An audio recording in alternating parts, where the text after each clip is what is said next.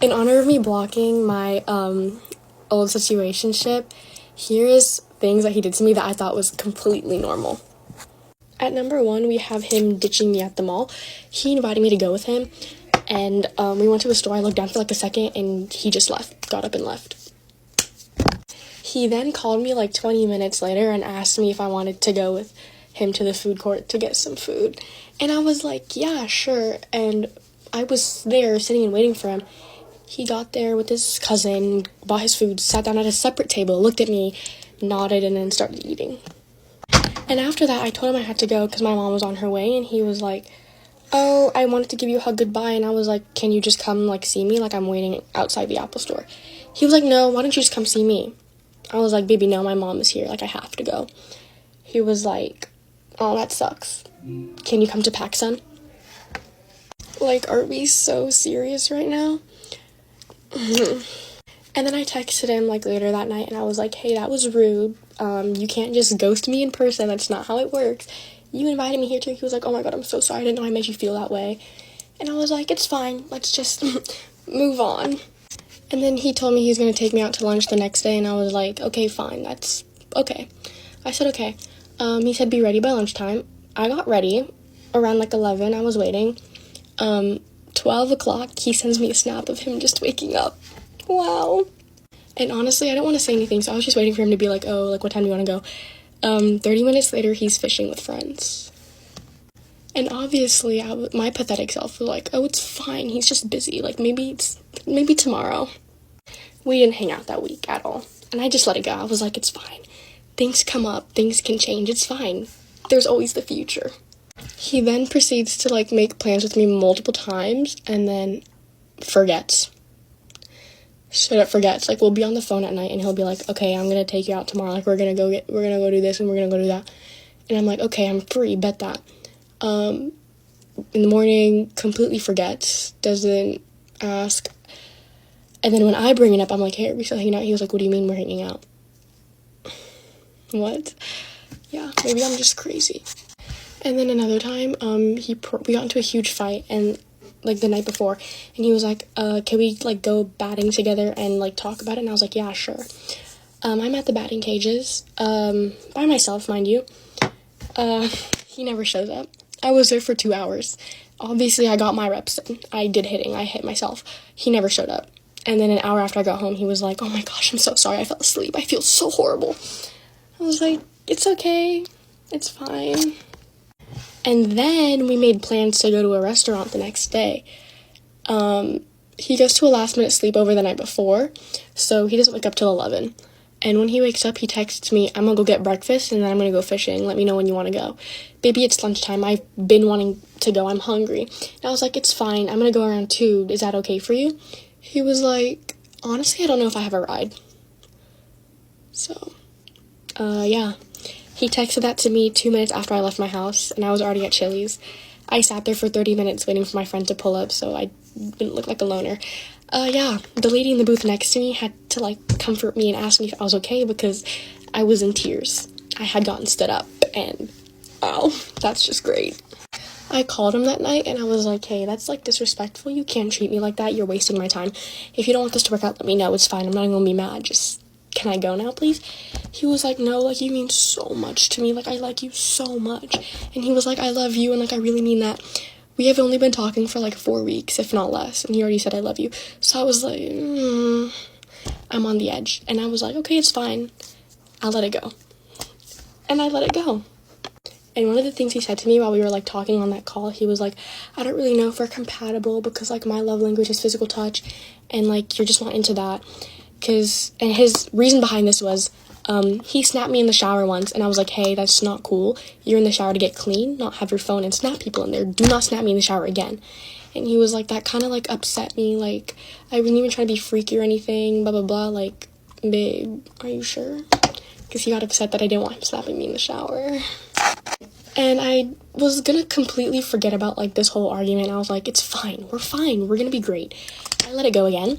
And my friend texted me, she was like, hey girl, like, do you want me to loyalty test him? Because from what I'm hearing, it's not fine. And I was like, wait, that's a great idea. Why don't you loyalty test him? She texts him, mind you, she's like a year older than him. she texts him and he's like responding, and she's like, do you have a girlfriend? Are you talking to anyone right now? Because like, I think you're so cute. He was like, no, I'm not dating or talking to anyone right now. I think you're cute too. That really enraged me. That like woke me up. I was like, hey, this is not okay. Blocked. I hit the block button. I've never hit the block button faster in my life. And what's funny is I never like make exceptions for dudes. Like whenever like the first inconvenience, blocked. You're done. I made so many exceptions for him, and I was like, it's fine. Like, excuses. He's going through stuff at home. Like, I don't want to pressure him too much. That's bullshit. That's genuine bullshit. Because if a guy genuinely likes you, he will like make time for you. He will make time for you, and he won't like treat you like this. And I didn't realize that after he was texting my friend, who he thought was like super into him. She's not. But yeah, that was fun. Oh yeah, and another thing he did was he was with friends once, and he like left me undelivered for 10 hours. I'm looking back at this and it doesn't sound valid, but he was like active those 10 hours. He was like viewing my story and stuff like in those 10 hours, but like didn't respond to me. So yeah, clarifying that. And I was like, hey, I'm being ghosted. So I just unadded him on everything. He like spammed me after I unadded him, and he was like, why can't I just enjoy life? Like, I'm just enjoying life right now. Like, why do you have to unadd me? Like, it's not even my fault. Like, please, forgive me. Please don't leave me. And I was like, it's okay. It's fine. I get it. You're with friends. That was the dumbest decision I've ever made. He should have stayed unadded. But here we are. And if you've made it this far into the video, you deserve a cookie. Because my love life is a joke. So yeah, this is your sign to, block that situationship. Get ready with me while I tell story time on how we're basically getting kicked out of our house. Backstory, I lived in this house since I was a baby. Like, I've never once moved. Neither have my parents. They've lived here for 18 years, and like, they bought this house when it was getting built. So like, no one else has lived in this house. So fast forward to when I was in my sophomore year of high school, which was last year, and I was getting like hardcore bullied. It was affecting me a lot. So my parents like looked into school transfers and homeschooling programs and all this stuff, but none of it was like working out. And then here comes along the idea of moving to Oklahoma. So my dad's work had this amazing job opportunity for him in Oklahoma. So we just started rolling, like kept the ball rolling. Like, I flew out there, I think twice, one for cheer tryouts and one for touring the private Christian school that I got enrolled into. I met some amazing girls that literally cheered me up and made me believe that I had like a future outside of the kids that were bullying me. And they were just like the most loving girls I've ever met, and they literally saved me. But like, they don't know that. Anyways, I flew out there, and when I flew out there, I got to hang out with them a few times, so that was fun. My parents ended up buying a house and all this stuff. And selling this house was so hard for them because this has been all they've known, their whole entire marriage, basically. And this is just our norm. It's where our family is. We have no family in Oklahoma. They're all in this hometown that we are in. And it's just such a hard thing for them to do. So it took like a lot of courage from them, but they believed that it was the right thing to do. Like, it's what God wanted us to do and all this stuff. So they put the house on the market. Within the first like 2 or 3 days, we had really good offers, which was kind of sad. If you saw my other video that I posted like yesterday, I think, about my backyard, like, you'll understand. My house is literally amazing. So I don't blame them for putting an offer on our house, but it gets worse. The whole process was going really smoothly for the house sell and the house buy in Oklahoma. So one lovely evening, my dad gets a call saying that they can no longer transfer my dad, and now our options are me and my mom and my sister move to Oklahoma without my dad, and he travels for work from Oklahoma to California. We cancel the move in total, or my dad moves out there with us, but he just doesn't have a job until he finds one. We were in this predicament for at least a month and a half. It was so traumatizing. We end up canceling the Oklahoma move. But now our problem is that we don't have a house in California anymore because we sold it. So then we're like, why don't we just go? We can still see our dad just like once every month, and like, let's just freak it, we ball. So we started the whole process back up again, and yeah. Oh, and in between that, when we canceled it, we sent a letter to the buyers of our house, basically asking for a house back, saying, like, because we were already under contract, so if we, like, got out, we could get sued or something. So we sent the letter, and they were biatches about it. Basically saying, like, you guys put this house on the market, like, we're gonna buy it, like, we don't care, like, anything, like, which, honestly, like, I don't blame them. Like, if I found my dream house, like, I don't know if I would let the buyers or the sellers back into their house. But, like, considering our circumstances that, like, I would have to move across the country without my dad, like, that was horrible.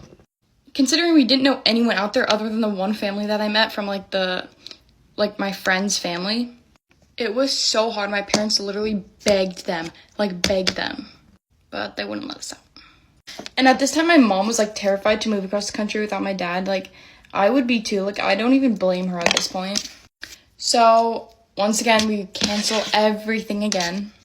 And my mom basically was like, I can't do this. I can't move across the country without my husband and, like, all this stuff. So my dad's like, yeah, I'm not going to force you to move out there, like, without me. Like, I'd feel so unsafe if I was you. During this time, where we're trying to find a house back still here in California, my parents are still trying to get our house back. But obviously they signed the contract, so it was nearly, like, impossible. So they're looking for houses, like, in our town, still close to our family and everything like that. And we can't find literally anything. And at this point, our money is kind of out the drain because we spent so much on, like, flight tickets and the house in Oklahoma and my school tuition at a private Christian school. Like, it was a lot. So my parents were kind of looking for not a downgrade, but a cheaper house because at this point we were just kind of sunk. And the only house that would fit our family of 6 is a new construction home that's just been built, which would probably put us in a worse money situation, but I don't know. And now, in 5 days, we are moving into that brand new construction that brand new construction house 2 minutes away from this house. So what did we learn throughout this whole little journey of ours? You know what? I don't really know. Oh, what I've learned is to suck it up from bullying and not try to find a way out. Anyways, well, that's kind of my life story for the past 1.5 years. And now I'm finally excited just to be settled in a home and not have to worry about moving across the country. So, yeah, guys, thanks for watching. Okay, get ready with me while I talk about some of the most embarrassing experiences that I've had with guys. Also, disclaimer before I start, I've only ever hooked up with 3 guys, so all of these stories are going to be from the same, 3 guys, just to make it worse. And sorry for the headband, but I have a ponytail and I have a lot of, baby hair, so I'm trying to keep them away. Okay, I'm starting early because I'm not doing that much makeup and there's a lot to say, but the first one was one of my first times hooking up with a guy. I was wearing white pants and we were in a mall. We went into, the back rooms of the mall. It was, this dirty fucking staircase with, nobody in it. And again, I was wearing white pants. So I get up. I have 2 dirt stains on my knees. And my parents were picking me up in 10 minutes. Okay, number 2, I used to wear lip plumper every day. And I was making out with a guy one time. And he pulls back and he's like, why are my lips burning? Number 3, I got makeup and bronzer all over a guy's white shirt. Not gonna specify. Okay, number 4, I used a really cheap self-tan the night before a guy was supposed to come over to my house, and we hooked up, and I sweat the self-tan off. I had rinsed it off, but somehow I sweat so much that the self-tan came off and, stayed in my bed, and then we got up, and my bed sheets were, brown. Okay, number 5, I think. This was at my pool party, my birthday pool party, so my friends were around, but me and this guy were making out, and he decides it'd be fun to, kind of pick me up and, throw me into the pool, and I was wearing sticky boobs, okay, the ones that, push you up, because I don't have anything, so I was wearing sticky boobs, throws me into the pool, my top flashes up, and the sticky boobs come out, and they're floating in the water. Okay, we're gonna do number 6 and 7 together, because they were literally the same day, at the same guy's house, but first, this guy forgot that I was on my period. I told him, but he forgot, and I, just didn't know what to say. So he started putting his hands, in my skirt, and I had a thick-ass fucking pad on, and he's, trying to get there, and then he's like, why is there paper? Then, whatever, we still ended up hooking up, because, whatever. I got makeup and bronzer all over his pillowcases. Like, I like put my head up. Like, these pillowcases are like brown with makeup and foundation. Okay, number 8, I think. Me and this guy were on a date at the mall, and we were going back to his car, but he had parked in like an outdoor area where like everyone could see. So he was like, oh, let me just move it. So we go in his car, he moves it to like an indoor parking lot where like nobody can really see. So then we're hooking up in his car, and like in the middle of it, his mom calls, and she's like asking if he's coming home soon because she saw his car move on Life 360. Okay, number 9, this one guy was like really tall. Like, I'm 5'10", he's like way taller than me, so my bed was way too small for him. And he was like laying down, like we're making out, whatever, and he puts his head up, so I'm trying to like push him back down because like whatever, he hits his head on like my bed frame like so fucking hard, like it's like a bang sound, and I'm like he stops and he's like, ow. Okay, this is the last one, I promise, but I was laying in bed with this guy, and this is back when I wore lash clusters, and like he looks at my lashes and he's like, hey, can I like feel your lashes? Like, I just want to like touch them. So I let him, and he tells me they feel like bricks. I feel like the last one was kind of underwhelming. Like, I feel like we worked our way down. Like, some of the first ones were kind of crazier, but thanks for watching nevertheless. Hope this was entertaining. So last night I was laying in my bed and I thought I heard someone knock on my window. This is not the only weird thing. I was in my basement doing my nails for literally like 4 hours last night, and when I came upstairs, the LED lights in my room were on. Like the strip LED lights the whole way around my room. You're probably like, okay, who doesn't have their LED lights on? I don't use them, and I haven't used them in probably a year. And for some reason when I came upstairs they were on. Also, no, I unplugged my LED lights because I have an electrical strip, and all the strips are taken with like chargers and like other lights. So first of all, when I come upstairs and I see my windows open, I heard something like on my window, and my LED lights were all around my room. I was pretty freaked out.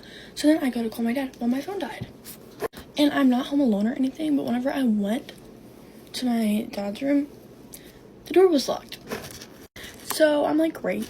Now I'm gonna literally die from this murderer that is trying to get in my window, and I've been targeted by them turning on my LED lights that I haven't used in 2 years.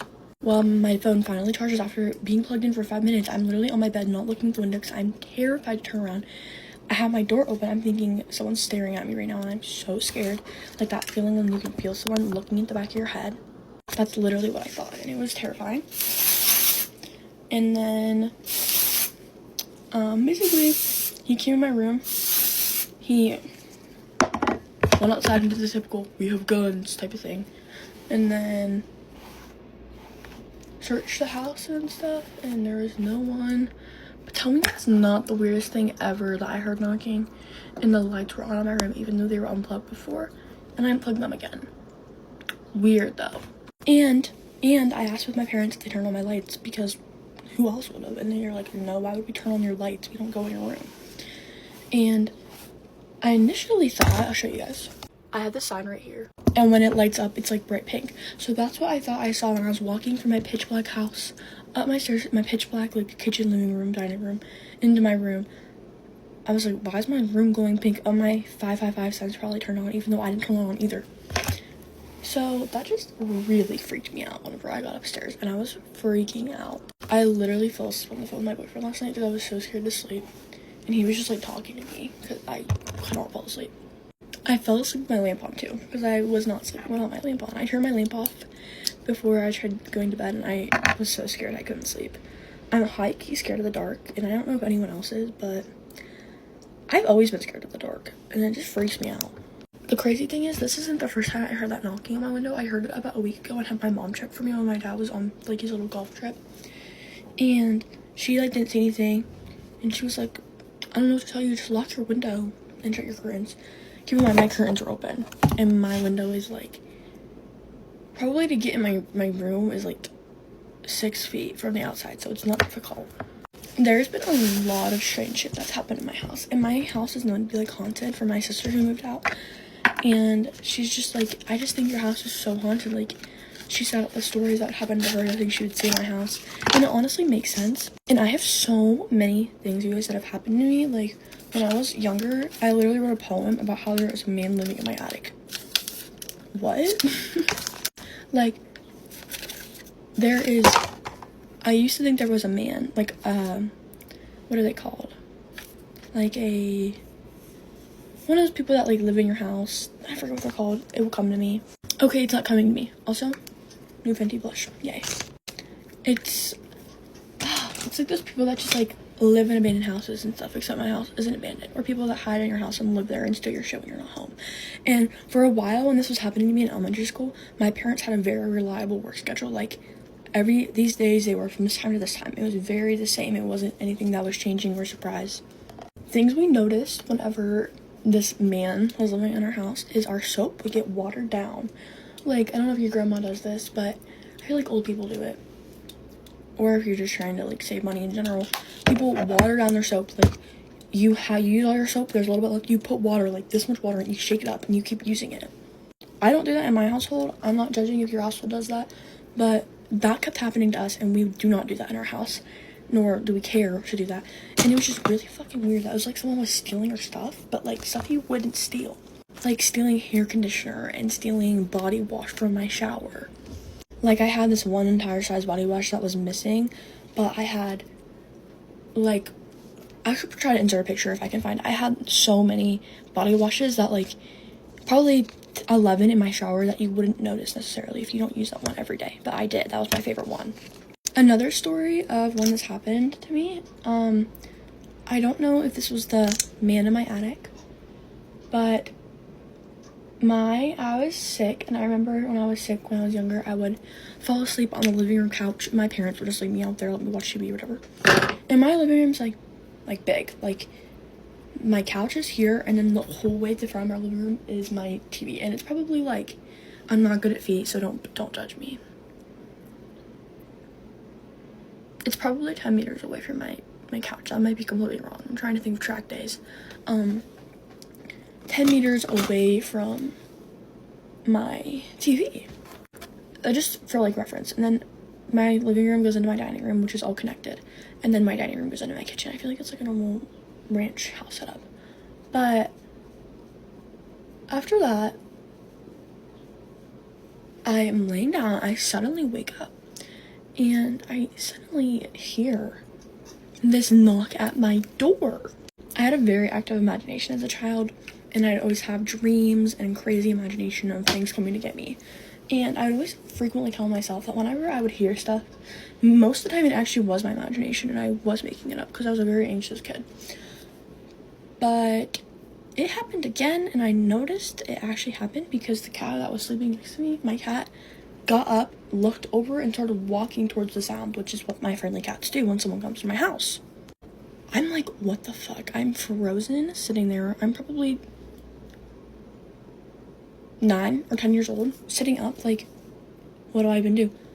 My dad's car alarm goes off. I sprint to my parents' room, go in the room, lock the door behind me. I'm like, someone's here, someone's here. They go up to my dad's car, and it's nothing. Nothing. Honestly, this is really stupid. I'm telling this story and I can't remember, but I think there might have been money stolen, but then at the same time, I don't remember. Maybe I'm making that up in my head. So yeah, not the first time this whole knocking sensation has happened to me, and I'm the only one in my house that's experienced it. So either there is a ghost and I'm being haunted, or someone trying to scare me, or there actually is a legit guy living in my attic, even though I've gone up there multiple times and never seen anything like a fucking home or a little nest thing. When I say attic, I have 2 attics. One that in my house you push up, you can go up, and then one in my garage that you can pull down. But that one's more difficult. The one I was thinking about is not in my house. And my sister, being the big sister she is, told me, like, honey, there's obviously no one in your attic. I mean, I do believe you. She was the only one that ever, like, believed me when I would tell her, like, shit like this happened to me. And I would be like, there's, like, someone here, and I'm scared to sleep, because at night, I would hear footsteps. I completely forgot about this. I would hear footsteps of this man. Definitely, I say man because it was a heavier, like not like a petite woman, or if it was a woman, it was a big woman, like, walking around. And she believed me. So to comfort me, we put basically a paper a little smaller than this, and it honestly was like this, up in the hatch of my attic, so that if someone were to push open the door to try to get out, the paper would fall to the ground. Well, we did that, like, 3 days. It sat up there. I came home from school one day, it was completely gone. It was Dawn on the floor, screamed, literally walked out of my house, walked down my street, had my sister pick me up, and my parents never really believed me because I just thought I was like a little crazy kid. I had a wild imagination. But with this knocking shit happening to me again, and something's like watching me. It's weird. Let me know what you guys think it is, if it's paranormal. Please don't scare me because I get really scared and I will have nightmares. So just like, please don't scare me. But if you guys want a part 2 crazy shit that's happened to me, let me know. Bye guys, love you.